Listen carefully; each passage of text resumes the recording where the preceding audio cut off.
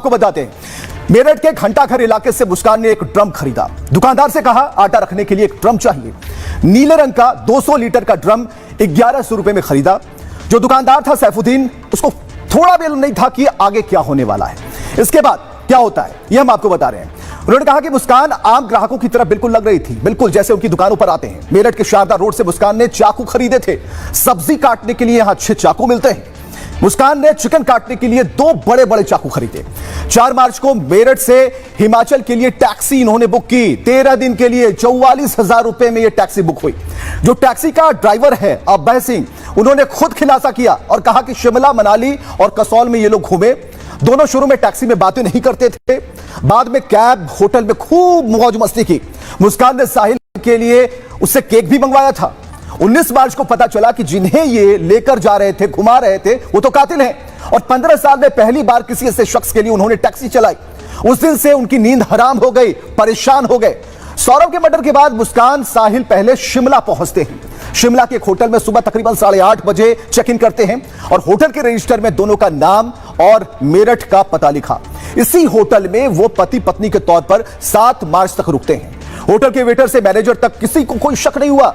वो आम सैलानियों की तरह हंस रहे थे, घूम रहे थे। रजिस्टर में लिखा भी है कि यहां से कसौल जा रहे हैं, यानी कि सारी प्लानिंग बताई।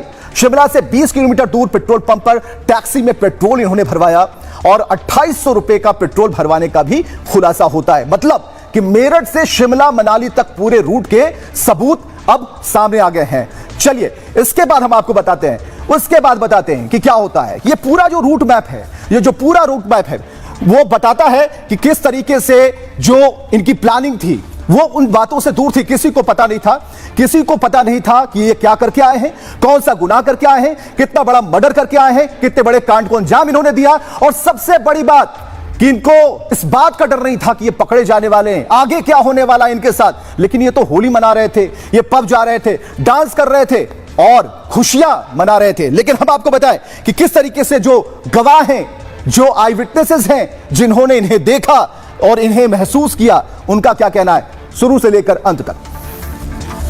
आंटी अगर किसी से बात भी कर रही है नीचे तो गालियां बकनी शुरू कर देती थी, अननेसेसरी उल्टी सीधी गालियां। क्या सोच है, टुकड़े करने, कितने टुकड़े करे, क्या लेके करे, जो किया वो तो बहुत गलत हुआ है। किसी के साथ ऐसी घटना आगे फ्यूचर में ना हो, मैं तो यही बोलूंगा। और अगर हुई है तो उसके खिलाफ उनको सजा मिले। एक लड़की आई, दुकान का जो लड़के हैं वो उन्होंने दुकान खोली। सवेरे का टाइम था, 9 साढ़े 9 के आसपास का, एग्जैक्ट टाइम नहीं पता होता है। कस्टमर टाइप आया, उनने लिया, पैसे दिए और ले गया अपना सामान। तो लड़की के साथ भी कोई लड़का भी था? वो अकेली आई है, यहाँ पर जो जानकारी मिली है वो अकेली आई थी और अकेली ही लेके गई है। किस तारीख को वो लोग निकले थे यहाँ पर, यहाँ से हिमाचल के लिए? हिमाचल के लिए निकले, शिमला के लिए शाम के टाइम 7 सवा 7 बजे। हाँ। पहले वो आया था जिसने चुट्टा बांध रखा था, मुझे नाम ध्यान नहीं था उसका, मुझे तभी ध्यान का पता लगा साहिल। हाँ। तो वो आके बैठा, मगर उन्होंने पूछा जब सुना मैं आपका, मैं कहाँ, तो जो 2 हफ्ते का टूर है, मैं कहाँ जी, मगर तो मैडम आ रही है, हम भी जाएंगे, मगर ठीक है। तो मैंने पूछी मैडम कहाँ जाना है, शिमला जाना है, शिमला की लोकेशन लगा लो।